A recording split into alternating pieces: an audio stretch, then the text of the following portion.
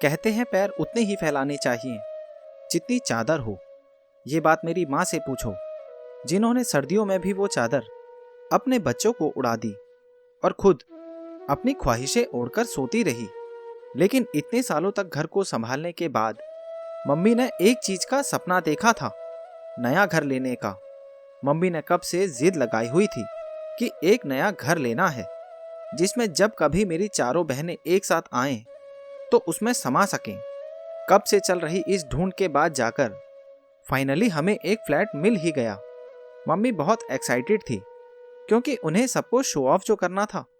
घर पूरा रेडी होने में थोड़ा टाइम था, तो हमने डिसाइड किया कि हम दशहरे वाले दिन हवन वगैरह करा के वहाँ शिफ्ट हो जाएंगे। हमने बेड और अलमारी बनवाए, मैंने बुक शेल्फ भी बनवाई और मैं एक्साइटेड इसलिए भी था क्योंकि अब फाइनली मेरा खुद का कमरा होने वाला था। बचपन से लेकर अब तक हम सब 45 गज के घर में रहते थे।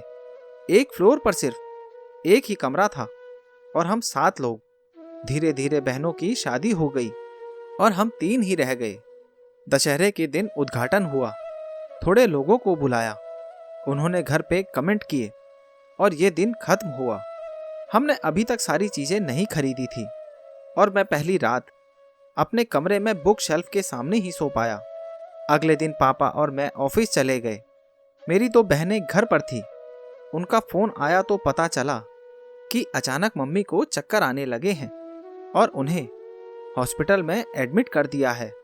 मम्मी एक दिन उस हॉस्पिटल में रही। अगले दिन सुबह हॉस्पिटल में उनसे मिलकर मैं ऑफिस चला गया। दोपहर को बहन का फोन आया कि मम्मी की तबीयत ज़्यादा खराब है, घर आ जा। वो रो रही थी और इधर मेरे आंसू बहना चालू हो गए। ये मेरे आंसू इतनी जल्दी कब से बहने लगे मुझे नहीं पता, लेकिन ये सब की जिम्मेदार मेरी मम्मी और मेरी 4 बहनें ही हैं।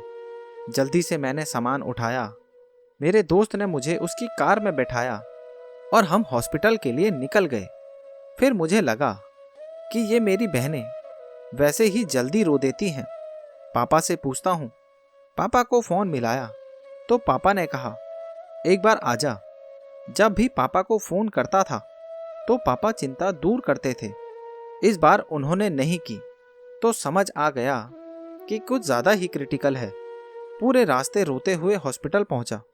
सब लोग बाहर खड़े थे, एक एम्बुलेंस भी थी। मम्मी को दूसरे हॉस्पिटल रेफर किया गया था। थोड़ी देर तक मैं रोता रहा बिना किसी से पूछे कि मम्मी को क्या हुआ है। फिर पता चला कि ब्रेन हेमरेज है। ब्रेन हेमरेज नहीं था, स्कीमिक स्ट्रोक था, पर क्या फर्क पड़ता है। दूसरे हॉस्पिटल में एडमिट हुई। इतनी फॉर्मेलिटीज कि मुझे लगा कि मेरी मम्मी पहले ही दम तोड़ देगी। फिर एमआरआई हुआ तो पता चला कि ब्रेन में स्वेलिंग है और ऑपरेशन करना पड़ेगा। डॉक्टर ने कहा कि अगर नहीं किया तो ये वैसे ही जा रही हैं, लेकिन फिर भी जान को खतरा तो रहता ही है। आज तक ये सब टीवी में देखा और सुना था और अब ये सब सामने था। हमें लगा कि इतने टाइम से जो घर लेने की ख्वाहिश थी उसी का इंतजार कर रही थी। अब जब पूरी हो गई तो मम्मी का आखिरी समय है।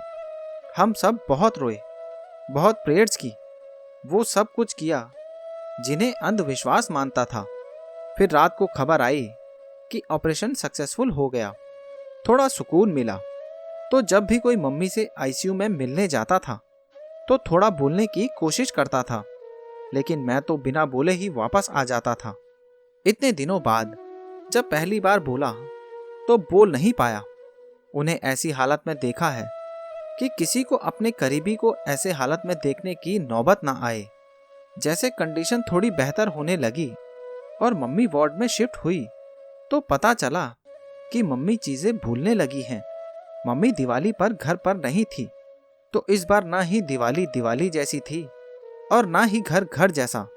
हालांकि ऐसा कुछ खास हम करते भी नहीं थे, लेकिन मम्मी के बिना तो वो सादगी भी चली गई थी। 1 महीने और कुछ दिन हॉस्पिटल में रहने के बाद वो वापस आई अपने नए घर, लेकिन उन्हें तो ये भी याद नहीं था कि वो कहाँ है और ये किसका घर है।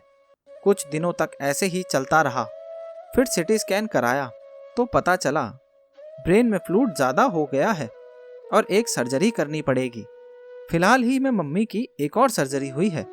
अब ज़्यादा खुश होने से भी डर लगने लगा है कि कहीं पहले ही किसी की नज़र ना लग जाए, कहीं अपनी ही नज़र ना लग जाए। अभी तक मैं उस बुक शेल्फ के सामने ही सोया हूँ। अभी तक अपने कमरे को कमरा नहीं कहा है। अभी हमारा मूड नहीं है उन्हें अलविदा कहने का। पता नहीं वो कितने समय तक मौत से लड़कर हमारे साथ रहेंगी, लेकिन जब तक रहेंगी अपने नए घर में रहेंगी। तो दोस्तों, ये कहानी आपको कैसी लगी और इस कहानी के बारे में आपकी क्या राय है, नीचे कमेंट बॉक्स में ज़रूर बताना। और अगर अभी तक आपने चैनल को सब्सक्राइब नहीं किया है तो सब्सक्राइब कर लेना।